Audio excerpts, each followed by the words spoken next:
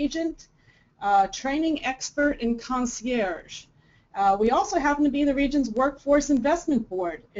We are a 501c3 nonprofit organization dedicated to finding jobs for people and people for jobs.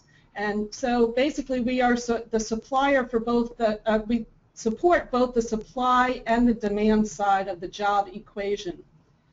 We work in partnership with state agencies such as the Department of Labor, educational institutions, community colleges, community agencies, and we're very fortunate to have so many very wonderful and strong partners in the region.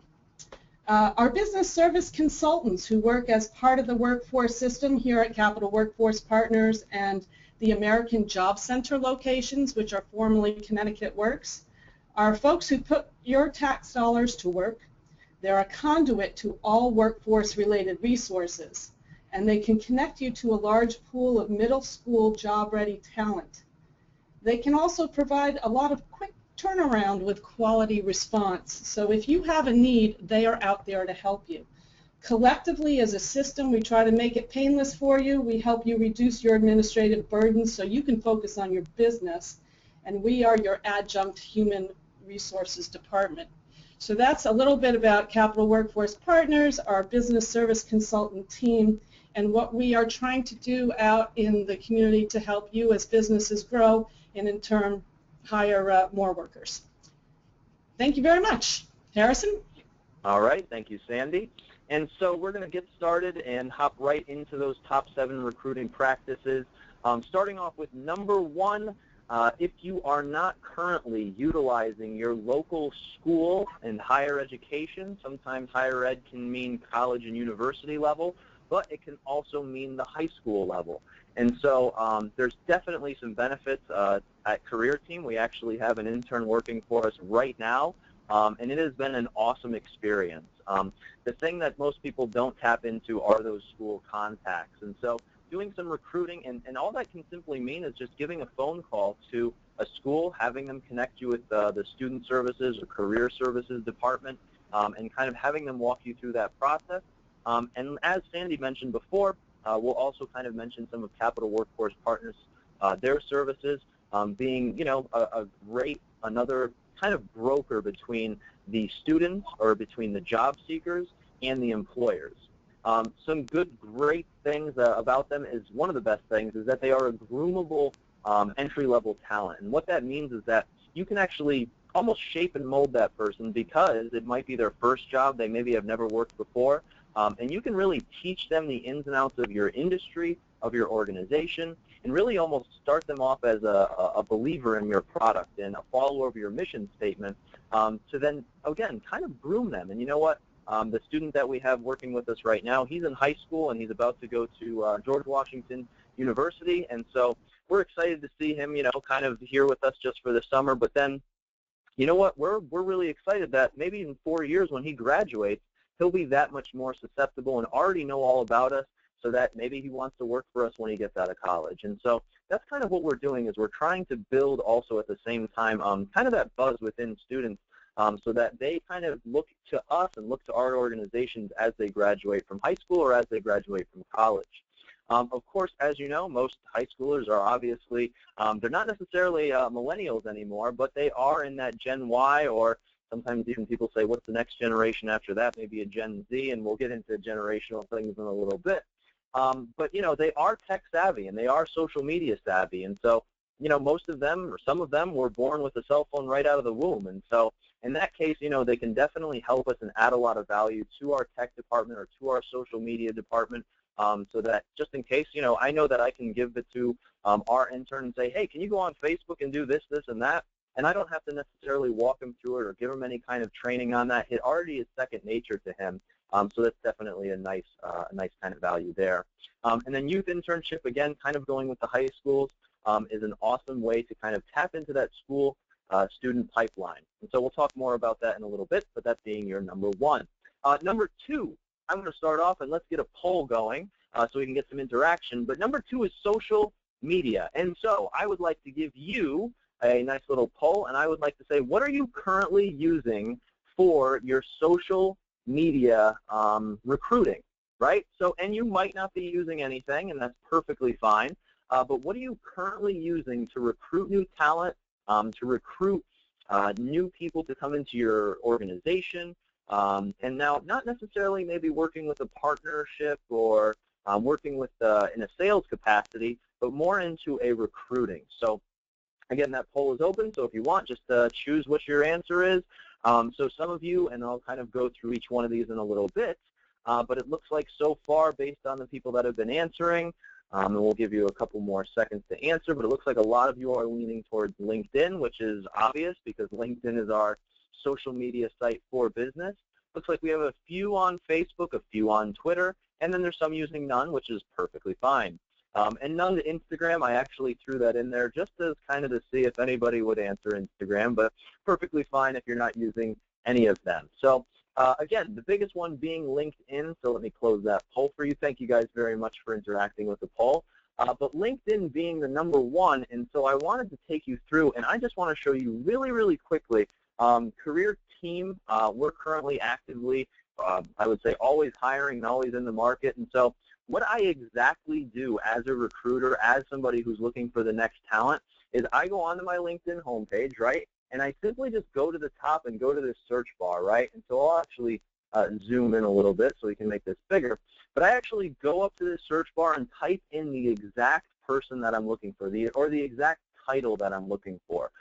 So if I'm looking for a customer service person, all I have to do is type in customer service, and what's going to come up are people that have customer service in their job title. So we'll get a little bit more into how this compares to other job searches, other job boards, but this is really the most simple way to start looking up candidates. Now I have 24, almost 25 million results for customer service, but a simple kind of, adding of some filters. So of course I want to add the location on the left right here. So if I wanted to say in the Hartford area, I would type in Hartford, Connecticut, and now it's going to narrow down my customer service results to 57,000 people. But as you can see, I have 57,000 profiles that now I can go through, people that I can connect with, people that I can send a message to, people that I can do a little bit more digging and actually find out more about them. Now I have a pool of candidates for me to be able to choose from. And so this being one way of kind of recruiting or kind of going out and stepping out and starting to use a social networking site. Now again, them being on social media, them being on LinkedIn and having a nice profile already tells you what about them. It already tells you that they're comfortable with using it, right? And if they have an awesome profile, then you would say, okay, they really know how to use this. They're obviously somewhat tech savvy or somewhat networking savvy. You can obviously look at a profile and then be able to see, okay, how many connections do they have and how are they kind of using it to really get a better idea of who that candidate is. So definitely something to look into, definitely something to consider when you are recruiting some new talent. Facebook, yes, it's still being used. Sometimes, some of obviously the millennials think sometimes Facebook is a little bit older. The other thing is that Facebook is usually used these days for strictly personal usage, right? So myself personally, I don't use Facebook for anything business, but guess what? Sometimes it just so happens to creep in, right? And if we have a job opening, it doesn't hurt for me to post it out there to my friends because I never know what situation they might be in or who they might know. I think it's always interesting. That's the whole point of social networking is you never know who knows who. And so it's always kind of nice to sometimes test it out on Facebook and maybe throw out a couple postings on there or throw out what you're exactly looking for. And it's interesting to see what could happen. We'll get into free and paid postings and paid advertising in a little bit when we talk about job boards. But the next thing I wanted to talk about, and a nice kind of segue going from the social media and from the school, what we talked about before, is how to manage and recruit an intergenerational workforce. And so, of course, we all know that there's tons of different talks about generational gaps or generations, how they work together, Gen X versus Gen Y or millennials versus the baby boomers. And so I'm sure we've heard the headlines. It was interesting as I was talking with Sandy just the other day. She said, hey, you know what, an article just came out in CNN Money. And so we actually shared that, and I'll share it with you guys right now. But it actually said, and it said some information. It says, hey, corporate America, it appears that many millennials, that tsunami of future workers, don't really want to work for you. And so I thought that was really interesting, obviously a nice little headline. But it says right here, it says, only 15% of the class of 2015 said that they would prefer to work for large corporations. And so I know that most people on this call, or many people on this call, just because many of the people that we deal with are those smaller or medium-sized industries or medium-sized businesses. And so what that means is that's good news for anybody that's recruiting in the millennial workforce. They would much rather prefer to work for those large corporations. So that's definitely a kind of a nice thing to know. And you know, it's also interesting to kind of keep that in mind and maybe even take some of those aspects that small businesses run on and apply them to your business. One of the other most important things that I saw on here is that they actually said that they would prefer, and here it is, let me actually grab a pointer for you. It says, let's see, it says a full 60% of 2015 graduates who were surveyed said they would rather work for a company that has a positive social atmosphere, even if it means lower pay. And so, again, I thought that was a really interesting kind of statistic, that they said a positive social atmosphere is definitely an important thing. And I would say probably for everybody on this call, a positive social atmosphere is important. Now, they actually went the extra mile and said that even if it means lower pay, which means sometimes people would rather take less money because it is maybe a little bit more fun to work there, or maybe they just like the people that they're working with a little bit more. So definitely, I thought that was an interesting post. But yes, so working with those individual strengths, right? So being able to work with different strengths and also being able to play off some of their weaknesses maybe. We can't, you know, we might not go into everybody's, but of course there's stigmas, there's also stereotypes, things to just be aware of when you're kind of blending in the intergenerational or blending in the different generations in the workforce. But it also creates a blended atmosphere and culture. I love being able to see, you know, multiple cultures being brought into our organization so that we can learn from them, even if it's things like geographic locations that they're coming from. It's interesting to see, you know, sometimes if somebody's from the South, how they handle things from people up here in the Northeast. And so definitely something to think about.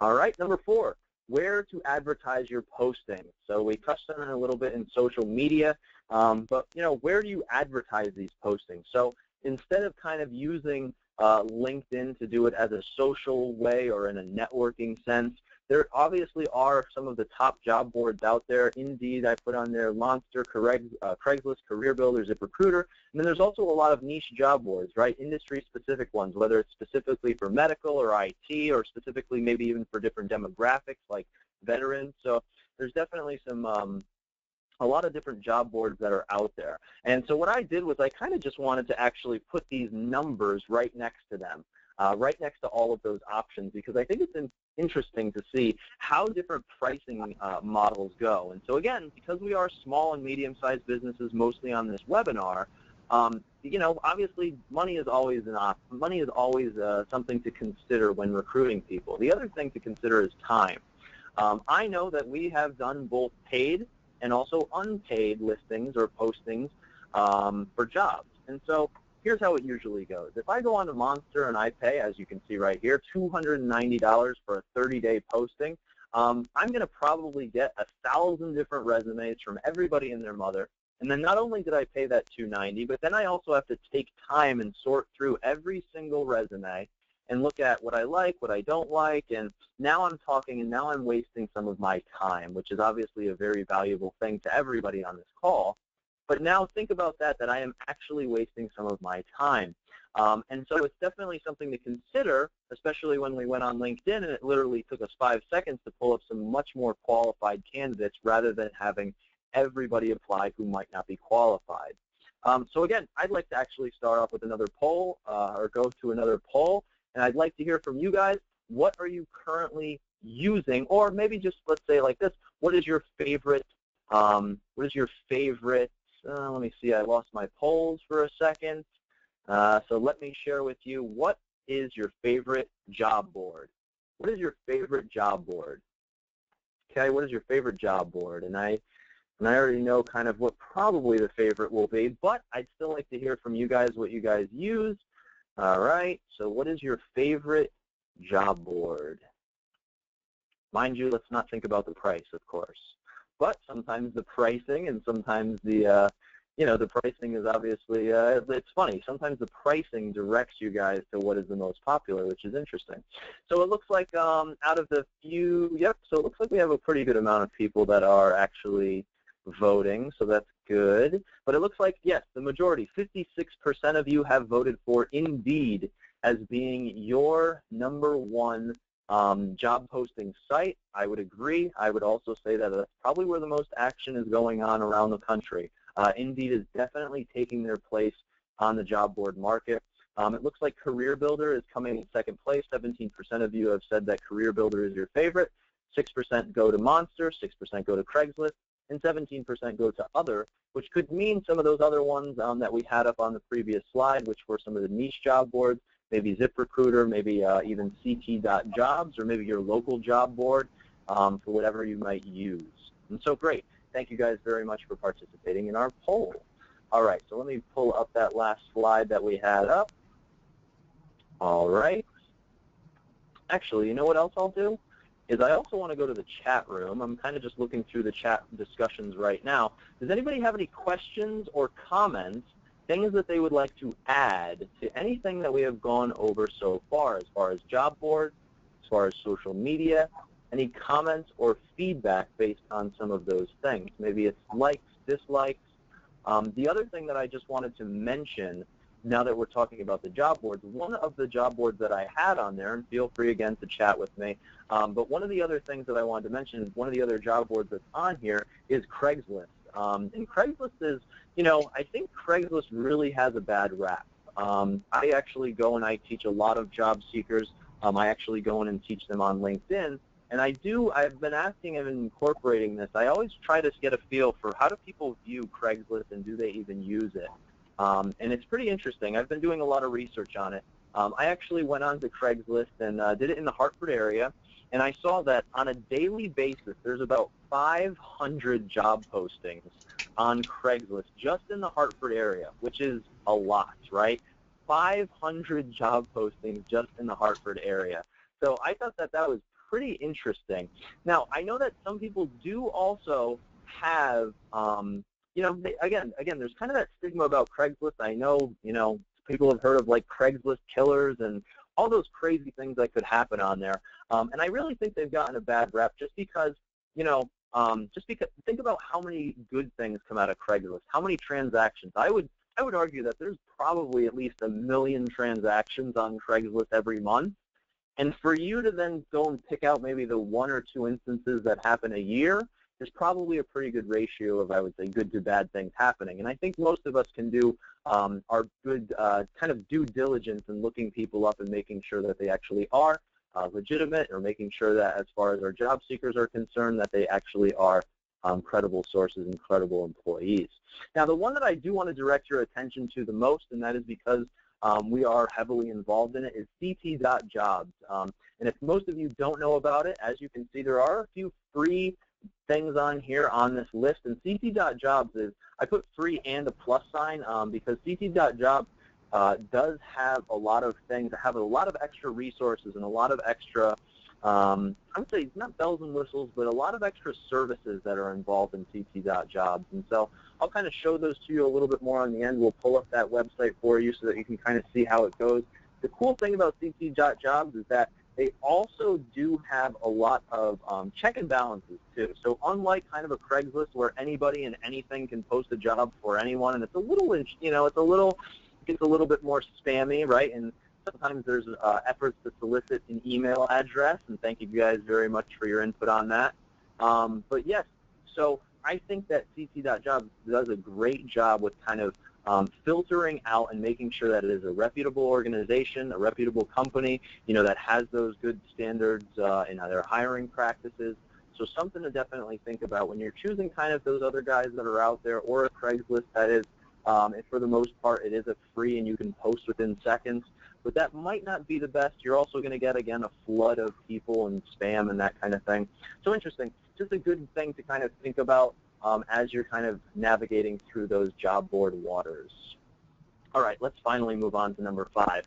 Number 5, and this is a great transition, and now we can start talking more about kind of the CT.jobs, going on that kind of on that leg. And again, this is sponsored by Capital Workforce Partners.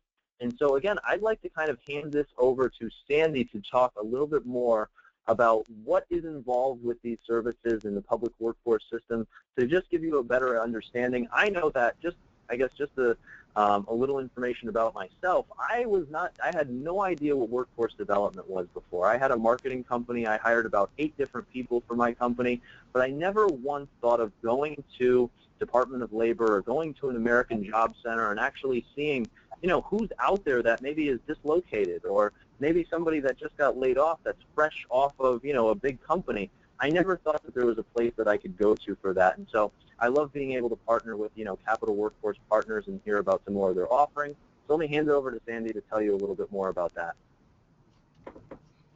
So, hello everybody again. On the top bullet on your slides is dedicated business consultants, and the public workforce system, in conjunction with us here at Capital Workforce Partners, has a whole team of dedicated business consultants who are focused on your specific hiring needs. And they can do many, many things for you. When we have grants and other things that come in, we can try to provide wage incentives and all types of benefits, but regardless, we always can help you with your recruiting. One of the things that the team does is produce customized recruitment events just for you, your organization.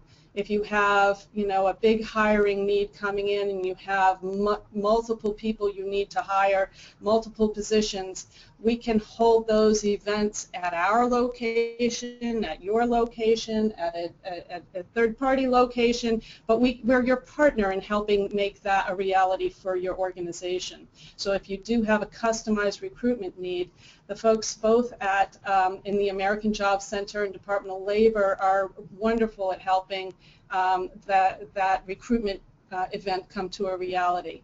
When there are subsidized internships and training, that enables you as a business to bring in people with some wage incentives at the initial part of the training portion or the hiring portion of that of a new hire. When those opportunities are available, you benefit as a business. And we have access to a very diverse pool of candidates. I think a lot of people used to think, folks used to come to what were called Connecticut Works and now the American Job Centers were kind of a certain type of people. Well, I'll tell you, there's no certain type of people who walk into those doors these days. It's really the full range of individuals, from lower skilled to higher skilled to people with multiple language advantages to them, bilingual candidates, all types of people, people with disabilities, veterans, all types of people who are walking into the door to say, can you help me find my next job? So we provide them with training and supports and hopefully make that perfect match for you as a business.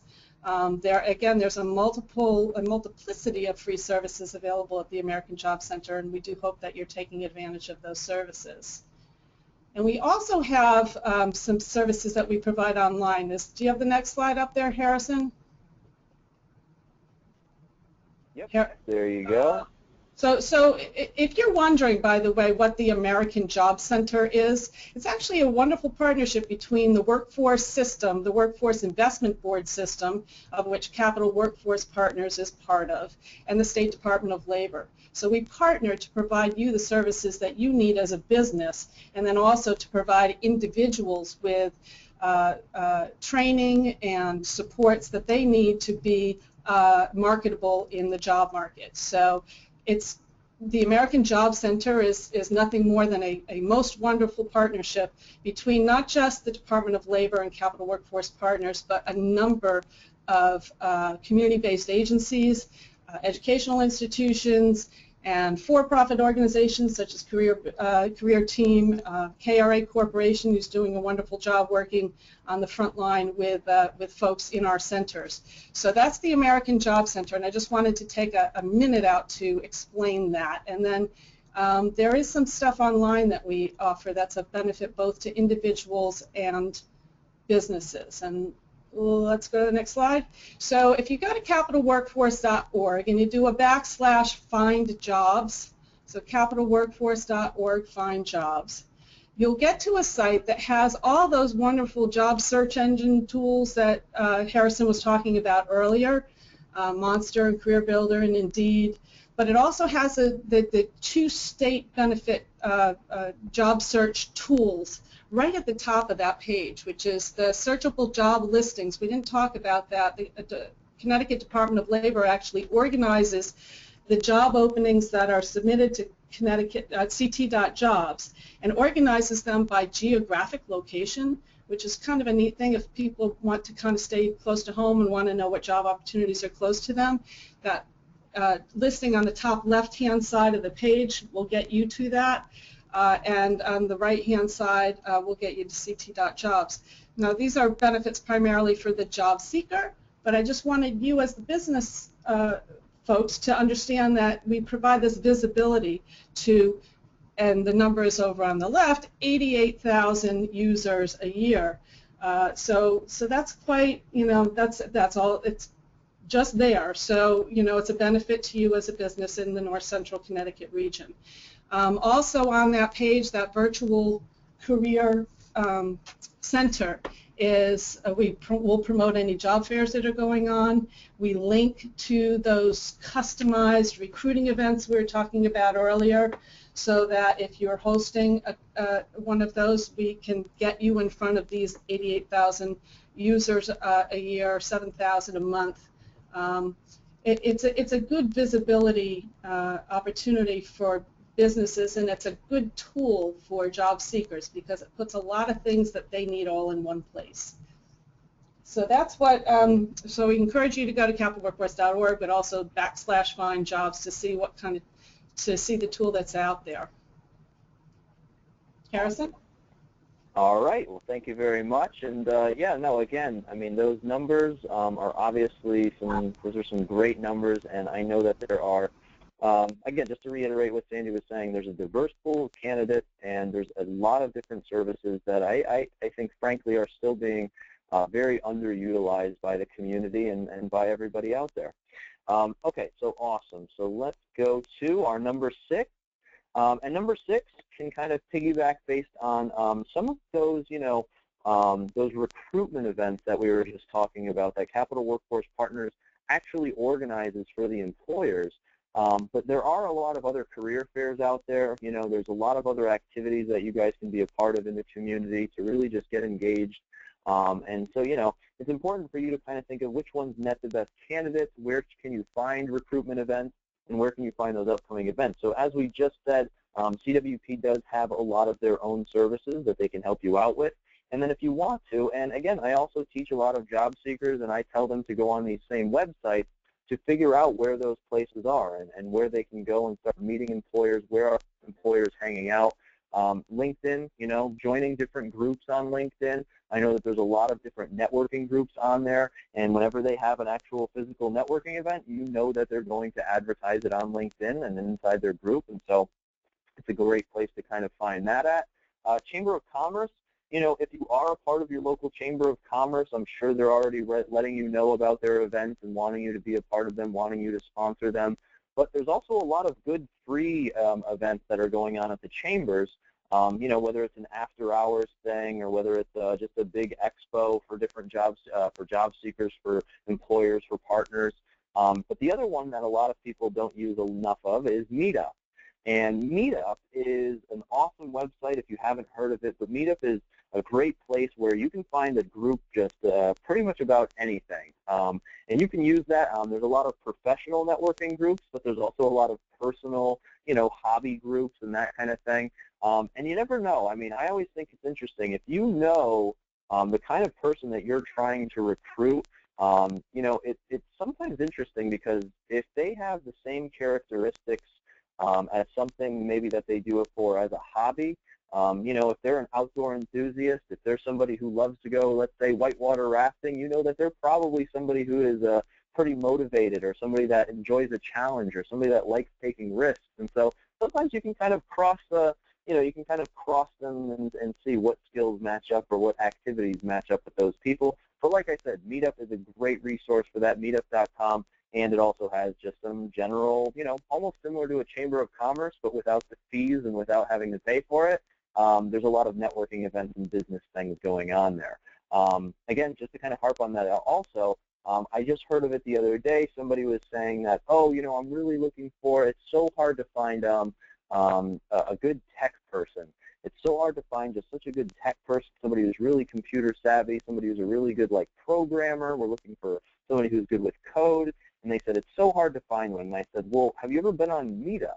And if you go on Meetup, there are I would say there are just in even where we're from, the Connecticut area, I know of at least probably 5 or 6 different tech Meetup groups where those guys go, they hang out there, and they are looking for employers, they're looking for funding, they're looking for an exchange of ideas for whatever it might be that you have that you're looking for your company. So just another underutilized resource. And then, of course, the schools that we talked about before, the school websites, sometimes they have email lists where they talk about whenever they're having a recruitment or a hiring fair for you to be a part of. Number 7 is making the most out of our employee networks, right? So all the time, I tell this to our job seekers, whenever we have a job opening within our company, the first thing I do is that I go and I call up my main contacts, my main coworkers that I work with, and I say, hey, who do you know, whether it's personal or professional, that has these skills that maybe could fill this job? That's kind of the unpublished, right, job market. That's how we kind of get out the word before we have to go and start announcing it to everybody. And so we can kind of keep it internal. And I think one of those things that we can do, and the whole point of this webinar, is that we kind of want to be that internal partner. And sometimes before your job even goes to the public or goes onto a job board or before you start using LinkedIn, is that, Capital Workforce Partners and your American Job Center, we want to be that partner that's part of your network to kind of show you our network. If we already have a network of the people that we're working with, of job seekers from all over Connecticut in our case, and in different industries like we were saying before, we want to be able to show you that and be able to open our Rolodex and have you be able to search through those candidates and help you find out, and help be that matchmaker to be able to say, okay, these are who we have in our network, here's who you have in your network, let's figure out the best strategy to find the best talent, and let's set up some actual interviews. And so definitely your last point is number 7 is making the most out of your employee networks, whether it's personal or professional. I know that sometimes the first people they go to are people in their family to hire them, and sometimes it's a good or a bad thing. But that's the same thing that we should be as working in similar industries, or just as business people, or even your current employees, is that it should be similar to a family, that those are the people that you go to first for your employer needs. All right, so that wraps it up. That's our 7 things. I wanted to see if there's any questions or comments before we start wrapping up. Any other questions or comments based on any of the 7 things that we went over today? Any other attracting or recruiting methods that you are used to, that you would like to cover, that you would like to share, whether it's a story or whether it's just a question about any of the services that we talked about today? Let's see, I'm just looking at some of, all right, so I saw that one of the questions actually was, is Meetup a website? And yes, Meetup is a website, and meetup.com is the website. And so let me actually just pull it up so you can see what it looks like. But meetup.com, and again, it says meetups are neighbors getting together to learn something, do something, share something. So it's a very nice website. It actually already knows that currently I'm in the Hamden area, and so it shows me all of these different groups that are within 5 miles from me, all the things that are going on. And as you can see already, there's a developer community, there is a Connecticut Young Professionals community, the Grove, which is a great kind of networking and innovative kind of think tank lab. So again, you can kind of see that the different groups that are on Meetup. But anyways, just to answer your question, yes, Meetup is a website. Meetup.com is where you can go to kind of find that and get started. All right. Any other questions? Any other questions? All right, let me just see. I'm just reading through some of the things that are going on in the chat. I would say, Sandy, anything else from you on your end that you would like to share with the group? Yes, I typed in what are your biggest challenges into the chat box. I'm not that technologically savvy, so I don't know if I did it right. But I'm curious of those who are on the call with us, what your biggest hiring challenges are, and if you have not used the services of the workforce system before, is there something that we can do and get in front of on your behalf? So I just posed the question for those business folks on the line with us, what are your biggest challenges? And I'm wondering if we could just take a second to have folks pipe in and respond. Okay, great. So yeah, anybody who's on the call, I see that we still have, everybody is still on. Anybody have anything, and just ask it, I mean not ask it, but just enter it into the chat almost as if it was a question. I see that most of you guys are on here talking. But yes, what are your biggest challenges as employers? When you're trying to find people, when you're trying to find talent, what are your biggest challenges? All right, so one person has said finding qualified licensed people for the insurance industry. So this person must be from the insurance industry. And so finding qualified licensed people for the insurance industry. And I think that is that's a good question almost for any industry. And it looks like, yeah, another person said finding qualified people. And I think that is, when I think about all of the, let's say the 7 things that we went through today, I can think of a few things. Number one, I know that we keep harping on it, but your American Job Center, and as you can see up on the screen, Capital Workforce Partners, that is what their specialty is. They're business service consultants. Their job is to find you somebody who's qualified and licensed. And so if you were to go online or if you were to contact somebody from them, from there, you would be able to say, here's my needs, here's the qualifications I need, and you know what, I want you to make sure that they, have great communication skills, that they have these licenses, whatever it may be, and then it's up to them to, again, be the matchmaker and be able to go out there and find you that exact person or find you a few of them so that you can make that final decision. Number 2, though, I would say is that probably to go, using LinkedIn, you can definitely be able to find some good talent in there. You can type in some of those keywords that you're looking for. Now, I know, now in that case, you're lacking kind of the person who can kind of screen out candidates for you, and LinkedIn might not necessarily be able to tell you if they're a good communicator or have some of those soft skills, but you can still at least start your job search or start your employee search on there, and I would also then just say I would definitely direct it to an American Job Center where you can actually work with somebody. It looks like, okay, what else do we have?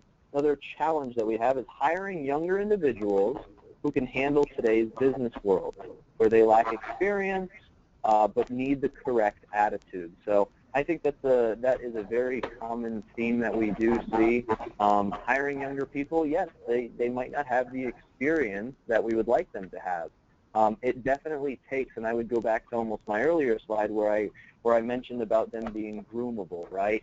And so yes, they might not have the experience, but I think that's where you have to put them into those situations. I know that with every new job that I was able to take, I made sure to put myself almost in those uncomfortable situations so that I would then have to figure it out, and I would have to work with my mentor. Mentorship I think is a huge part of today's business world, and so sometimes it might not be yourself being their mentor, but sometimes matching them up with somebody else who can definitely walk them through and mentor them through their experience at that company. And Sandy, did you have something else to add? Yeah, I did. I mean, it's such a great question, and I guess my little words of wisdom is get young people into your organization early. We're finding with our high school summer employment programs that these kids are coming in and they're actually right on the spot providing tremendous value to some of our employers. But I think the earlier you can get them into your organization to get them to experience the culture in your organization and also to enable your own employees to practice their own supervisory skills with these young folks, then when they become like in their mid-20s and they graduate from college, they come back and they're ready and they're just moving forward as soon as they walk in the door. So I guess my advice to whoever asked that question is to try to get those young folks in your organizations early. And you might surprise yourself, because some of these folks are quite they open your eyes to things that you don't necessarily think you will. Your expectations might be a little different. They come in and they do things that you never thought they would. So that's my counsel there. Yeah, and you know, the other thing that I like, and again I'll refer back to my intern that we currently have working with us, is that I kind of like sometimes their lack of experience, not necessarily their lack of experience, but maybe just their, whatever it is that they're bringing that's different to the table. So I always like to ask them, hey, this is currently how our process works. Do you have any questions, or do you see a better way of doing it? How would you handle this situation? So it's seeing, you know, always looking through it and through a different lens, whether it's their generation that they're looking through it, whether it's just their upbringing that they're looking at it from a different angle. But it kind of helps you kind of check your process and check your business and maybe the way that you do things. And you never know. Maybe they can figure out a way to make your process or improve your process, or help make you more time, or save you more, save you more time or make you more money. So that's good. I would also then, you know, kind of take that into one of the other questions. It could kind of couple it. But one of the other questions, or one of the other challenges that was mentioned, is exercises and tests to screen a candidate's competencies. So I think kind of, you know, again, going based on somebody who might lack experience, one of the things to think about is, and actually it's very funny that you asked, that career team, we were just thinking about putting together kind of a standard interviewing questions, right? We already have it, but making those kind of questions almost more like an exercise or a test to measure the candidate's competency. So obviously it's going to be different for different industries based on what you're doing. I know that somebody mentioned they were in the insurance industry. So you're obviously going to ask them different questions in an interview, or maybe even have a kind of test before they come to the interview and ask them questions that align with, you know, whatever it is that you're trying to do or whatever the position is. That's going to obviously help you a lot more with eliminating any kind of barriers or any kind of challenges that the job seeker may have, and eliminate those before they even go to the interview, before you even kind of come up with them. One thing I would say, and again, in relation to the business service consultants at American Job Centers, is that would be something that you could communicate to them. Is you could say, hey, listen, these are the things we're looking for, but these are also the questions that they should be able to answer, or the competencies that they should have. Can you make sure that you send me candidates that are qualified and that have kind of passed those tests before you send them to me? So definitely some good examples of challenges that you guys may have. Any other challenges or questions based on today's webinar? Anything else? Okay.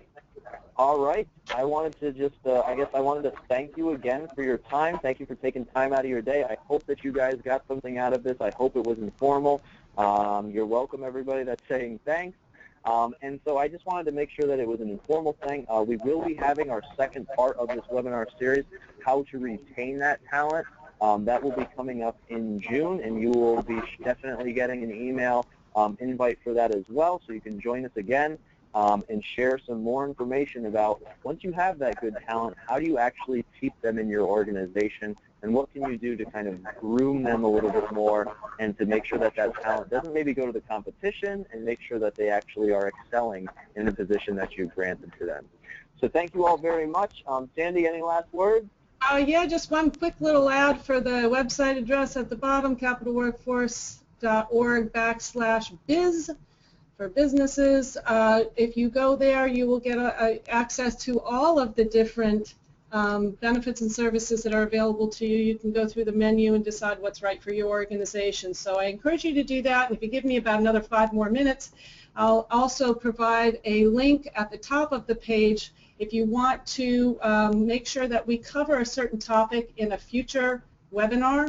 That link will enable you to provide that input, so we can take that and consider that for our June webinar. Thanks so much, everybody.